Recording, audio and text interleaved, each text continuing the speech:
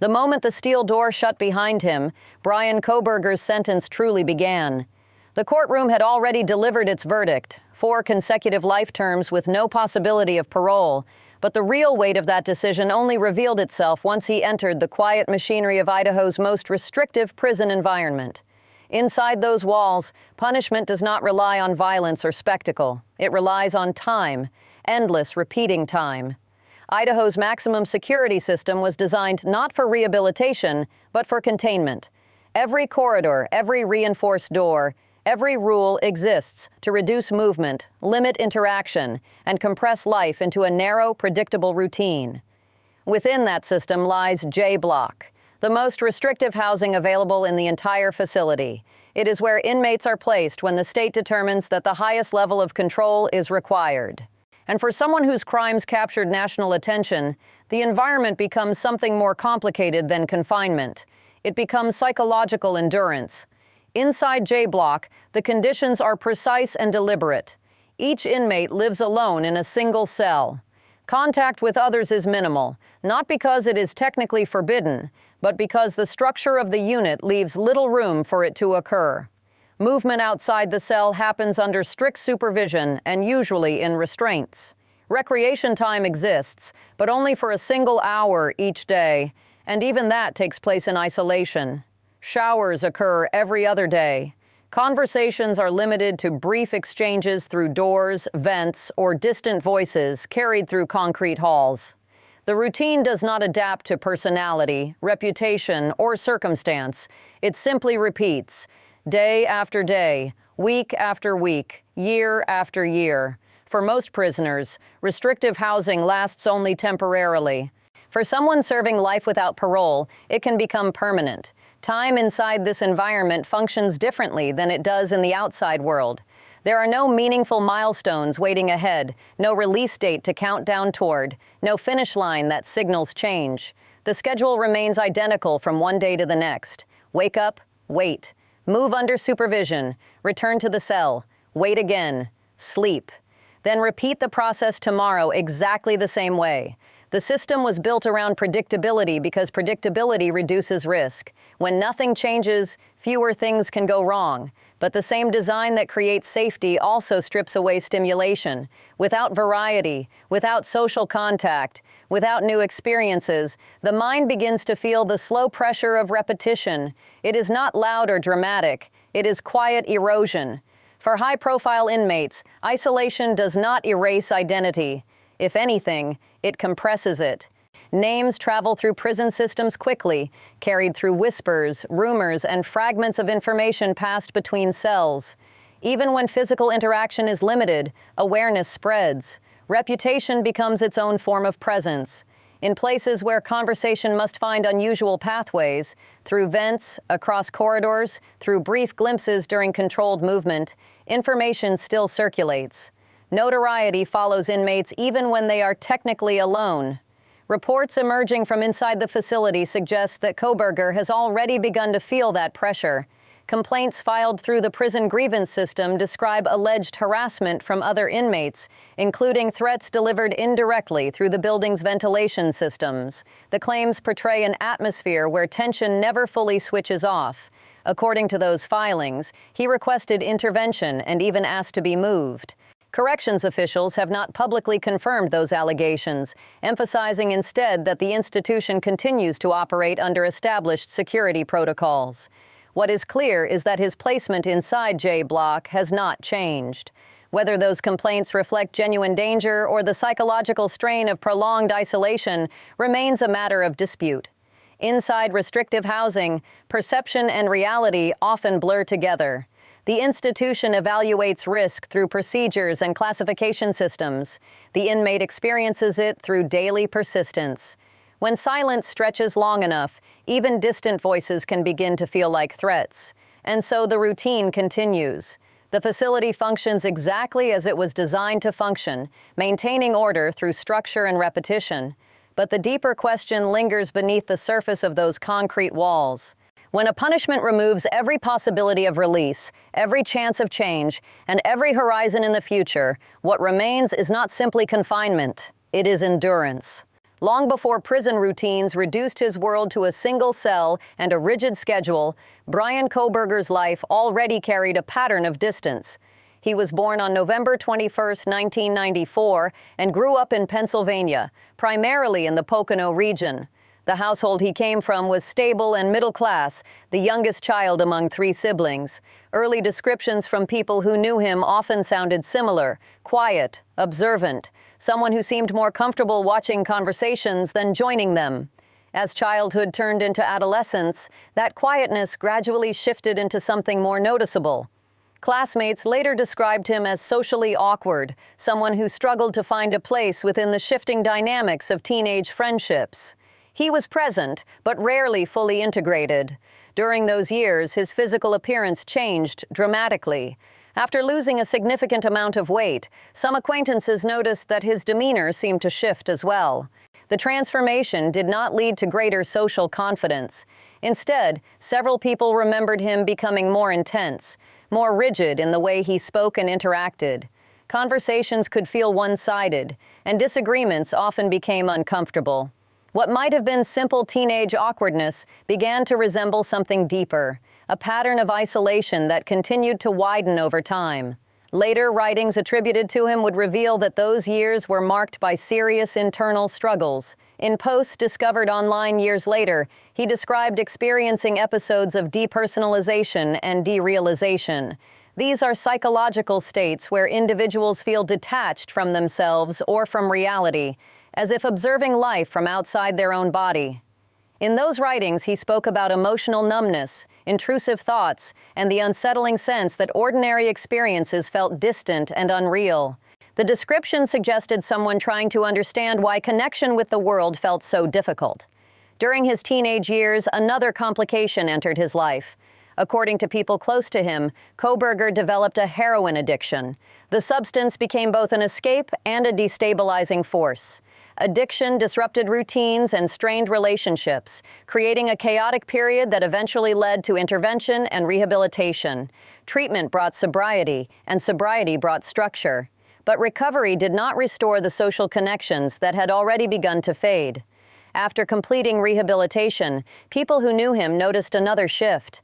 The unpredictability associated with addiction disappeared, replaced by strict routines and an almost disciplined approach to daily life. Schedules became precise, habits hardened. He appeared determined to maintain control over his environment and his choices. From the outside, it looked like progress. The chaos had been replaced by order. Yet several acquaintances later described this new version of him as even more isolated than before. Substance use had numbed emotional distance. Sobriety exposed it. Structure gradually became the framework through which he organized his life. When uncertainty appeared, he responded by tightening routines. When distress surfaced, he focused on discipline rather than connection. The approach worked academically and behaviorally, but it did little to rebuild relationships. Instead of broadening his social world, the system he created narrowed it. Control replaced spontaneity, and predictability replaced intimacy. Education soon became the path through which that sense of order could evolve into identity. He enrolled at Northampton Community College, where he earned an associate degree in psychology. The subject seemed to offer something he had long been searching for, a way to analyze behavior and understand the patterns that shape human actions. From there, he continued to DeSales University in Pennsylvania, completing a bachelor's degree in psychology before advancing into a master's program in criminal justice. His academic interests grew increasingly focused on criminology, forensic psychology, and the study of offenders. Professors later described him as intelligent and serious about his work. He approached assignments methodically and showed a strong grasp of complex theories about criminal behavior. Yet classmates sometimes experienced a different side of those discussions. Group work could become tense, and debates occasionally turned rigid when his interpretations were challenged. Knowledge expanded, but interpersonal distance remained. During that time, he also participated in a research project that would later attract attention. An online survey connected to the project asked former offenders to describe their emotional state before committing crimes, how they selected targets, and whether they experienced remorse afterward. At the time, the survey appeared to be a typical academic exercise within criminological research. Its significance would only be reconsidered much later. By the time he completed his master's degree, the pattern that had shaped much of his life was firmly established. Discipline replaced chaos, structure replaced uncertainty, and intellectual mastery replaced social connection. Success in education reinforced the belief that understanding crime could provide the control he seemed to seek. The next step would push him even deeper into that world of analysis and theory, moving him farther from the place where his life had begun. That next step arrived in 2022, when Bryan Kohberger relocated across the country after being accepted into a doctoral program in criminology at Washington State University. The move placed him in Pullman, Washington, only a short drive from the neighboring town of Moscow, Idaho. For someone whose life had increasingly revolved around routine and academic focus, the opportunity represented validation. A doctoral program meant deeper study, greater authority in the subject he had spent years analyzing, and a new environment where his identity as a criminologist could fully take shape. He lived off campus and worked as a teaching assistant, helping with undergraduate courses while continuing his own research. The role placed him in a position of authority within the classroom, grading assignments and assisting with lectures. Yet descriptions from students and colleagues suggested that the same interpersonal distance that had followed him for years remained present. Several people later recalled him as stern and socially uncomfortable, someone who enforced expectations but struggled to build rapport. Conversations often felt rigid, and casual interaction rarely developed into anything deeper. Daily life quickly narrowed into familiar patterns. Academic responsibilities filled most of his time. He attended classes, completed research work, and returned to his apartment. There were no widely documented close friendships during this period, and there is no public record of serious romantic relationships. The move west had expanded the physical distance from his past, but did little to change the social isolation that had followed him through adolescence and early adulthood. Routine continued to function as his primary form of stability. For months, nothing about that routine suggested the violence that would soon shatter the quiet rhythm of the surrounding communities. The towns of Pullman and Moscow were accustomed to the calm predictability of college life. Students moved between campuses, houses, and late-night gatherings without imagining that anything extraordinary could intrude on their daily routines. But in the early hours of November 13, 2022, that sense of normalcy collapsed. Inside an off-campus home in Moscow, Idaho, 4 University of Idaho students were killed during a brief and chaotic window of time. Kaylee Goncalves, Madison Mogan, Zana Kernodle, and Ethan Chapin lost their lives in an attack that unfolded rapidly and without warning. 2 other residents of the house survived the night. One of them later told investigators that she had briefly seen an unfamiliar man moving through the home during the critical moments before silence returned. By the time morning arrived, the house had transformed into a crime scene. Police responded quickly, recognizing that the scale of the violence demanded an immediate and intensive investigation. The community moved from disbelief to fear as news spread that 4 students had been killed inside what had seemed like a safe and ordinary home. Investigators began reconstructing the sequence of events piece by piece. Entry, movement inside the house, and eventual exit all had to be mapped carefully to understand what had happened during those critical minutes. Among the items discovered at the scene was a knife sheath left behind, an object that at first appeared simply out of place, but would soon become a central piece of forensic evidence. At the same time, the surviving roommate's account gave investigators a starting point. Her description of a man seen briefly inside the house did not identify a suspect, but it confirmed that someone had been present during the attack. Combined with the narrow timeline of the crime, the observation helped establish the framework of the investigation. As the days passed, law enforcement agencies gathered fragments of information that slowly began to form a clearer picture. Surveillance cameras in the area captured a white sedan moving through nearby streets during the hours surrounding the murders. Cell phone records revealed patterns of movement and location data that investigators believed might connect a suspect to the area. Individually, each piece of evidence was incomplete. DNA found on the knife sheath, vehicle sightings, and phone data offered only partial glimpses into what had happened that night. but together they began to converge. Gradually, those separate threads pointed toward a single name. By late December, investigators identified Bryan Kohberger as a person of interest. At the time, he was thousands of miles away, having traveled back to Pennsylvania. On December 30th, 2022, he was arrested without resistance. The quiet doctoral student who had spent years studying criminal behavior now stood accused of committing one of the most shocking crimes the region had ever seen. The investigation had reached a turning point, but the case itself was far from over. The arrest marked the moment when suspicion turned into formal accusation, but the legal process that followed moved slowly, unfolding through months of hearings, filings, and intense public attention. Bryan Kohberger was extradited to Idaho and charged with 4 counts of first-degree murder and 1 count of felony burglary. Prosecutors announced that the case could qualify for the death penalty, a punishment reserved for the most serious crimes under state law. Investigators had assembled a case built on multiple strands of evidence: DNA identified on the knife sheath recovered at the scene, cell phone data that appeared to place his device near the neighborhood on several occasions, and surveillance footage showing a white Hyundai Elantra traveling through the area during the early morning hours of the murders. Each element alone raised questions, but together they formed the foundation of the prosecution's argument. The trial promised to become one of the most closely watched criminal proceedings in recent memory. Yet the courtroom battle that many expected never fully arrived.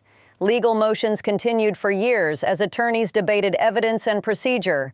But in July of 2025, the case shifted direction. Kohberger entered a guilty plea to all charges. The agreement removed the possibility of the death penalty and replaced it with permanent incarceration. On July 23, 2025, an Idaho judge imposed 4 consecutive life sentences without the possibility of parole, along with an additional 10 years for burglary. The ruling meant that release would never be considered. As part of the agreement, Kohberger also waived his right to appeal. The legal story ended in that moment, without a trial, without testimony explaining motive, and without any statement from the man at the center of the case. During sentencing, he remained silent, offering no explanation for the crimes and no public acknowledgement beyond the plea itself. For the families of the victims, the outcome closed the legal chapter but left many questions unanswered. After the sentencing concluded, Kohberger was transferred into Idaho's maximum security system. The transition from courtroom to cell replaced legal uncertainty with something far more permanent. Inside the prison's restrictive housing unit, daily life is controlled by classification rules that rarely change. Each inmate is housed alone.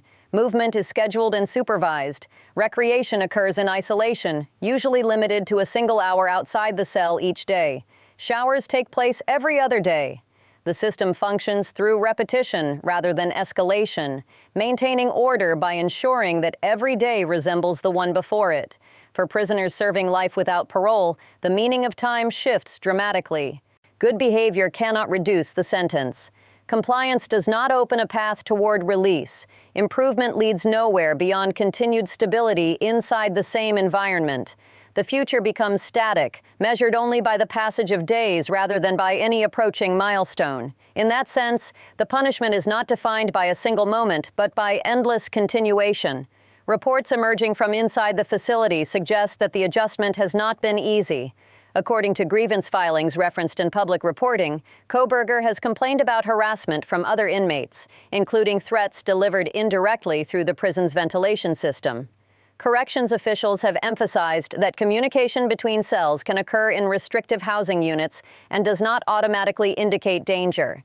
Whether the complaints represent genuine risk or the psychological strain of isolation remains disputed, but the environment itself has not changed. And that is the central reality of the sentence. The prison system operates exactly as it was designed to operate. It removes risk from the public, enforces strict order within its walls, and ensures that the person serving the sentence remains confined indefinitely. But it also creates a condition where time stretches forward without horizon. The crime has been judged, the punishment determined, and the routine set into motion. What follows now is not a dramatic conclusion, but a quiet continuation. A life measured not by years remaining, but by the endless repetition of days that all look exactly the same. Life inside J Block is not measured in days, weeks, or months. It is measured in repetition. Each morning begins with the same locked door, the same surveillance, the same lack of choice. Meals, showers, movement, and recreation are all scheduled, rationed, and observed. The silence is continuous, but it is not empty. It carries the weight of awareness, of being known without ever truly interacting. Inmates may hear voices carried through vents, see shadows beyond their cell bars, or feel the presence of others in ways that require no physical contact. For a high-profile prisoner, notoriety travels faster than footsteps. The mind begins to grasp at patterns where none exist, perceiving pressure in the smallest variations, interpreting routine as threat, absence as confrontation. Grievances filed within this environment illustrate the tension between perception and procedure. Complaints about verbal harassment, threats, and targeting circulate within administrative channels rather than triggering immediate intervention. Escalation through paperwork, references to self-harm, and repeated appeals highlight the limits of a system built for containment rather than human response. Each document is logged, reviewed, and assessed against classification criteria, but the underlying condition, long-term isolation, remains unaltered. Compliance brings no relief, predictability enforces permanence, and time becomes the instrument of psychological endurance. The environment does not reward adaptation, nor does it offer milestones to anticipate. Every day confirms the same truth. Control rests with the system, not the individual. Over time, the constancy erodes identity. The absence of choice, the removal of interpersonal connection, and the relentless repetition cultivate an internal landscape where survival replaces living. Desire for interaction diminishes, expectation contracts, and the mind learns to manage emptiness rather than seek fulfillment. There is no progress, only continuation. No behavior can change the sentence. No insight can shorten the punishment. Even awareness of the external world, the passage of months, news of events beyond the walls, fails to penetrate the daily rhythm. The isolation is comprehensive, both spatially and temporally, and it compounds over years into a form of psychological erosion that some describe as worse than death. For those observing from the outside, life without parole may appear as justice served. Inside, it is a quiet, ongoing process that tests endurance rather than inflicts acute pain. The sentence removes risk to the public, but it also removes every possibility for growth, redemption, or change. What remains is only continuity, unchanging, relentless, and absolute. Days merge, milestones vanish, and the mind adjusts to a world without future. In this way, punishment stretches across decades without crescendo or conclusion, leaving those within to confront the weight of permanence. It is a sentence that does not end, a reality that enforces stability without relief, order without connection, and containment without hope. In J Block, the measure of time is no longer chronological. It is the persistence of sameness, a relentless test of human endurance, a sentence that continues long after the gavel falls. The final measure of life in J Block is not in events or incidents, but in the quiet accumulation of time itself. Weeks bleed into months, months into years, and yet the structure remains unchanged. The walls are constant, the schedule immutable, and the routines unyielding. Every act of compliance confirms the permanence of the sentence, every small decision weighed against a system that does not bend. In this environment, notoriety persists without proximity, identity survives without interaction, and the mind must navigate a world where choice has been replaced by repetition. For Bryan Kohberger, the external judgment of court concluded with life without parole, but inside these walls, the punishment is unending, expansive, and psychological, a slow erosion that outlasts memory and expectation. It is a reality where silence carries meaning, where absence is pressure, and where the horizon of time stretches without end. This is the dimension of punishment designed not to shock, but to endure. Not to close a chapter, but to leave the page open forever. The court's sentence may define legality, but the experience inside long-term isolation defines existence. Justice, endurance, and human resilience intersect here, leaving observers to confront an unsettling question. Is this form of confinement a measure of accountability, or a relentless experiment in the endurance of the human psyche. In J Block, life without parole is no longer merely a sentence. It is a continuous passage through sameness, an existence measured in repetition, and a condition that challenges the very definition of what it means to live. It is punishment without release, without variation, without the possibility of closure, and it asks the question that has no answer. Can any human mind endure the relentless weight of time when every day is the same, every action constrained, and every moment unchanging? Here, the crime has been judged, the sentence imposed, but the psychological journey continues, infinite, silent, and unrelenting.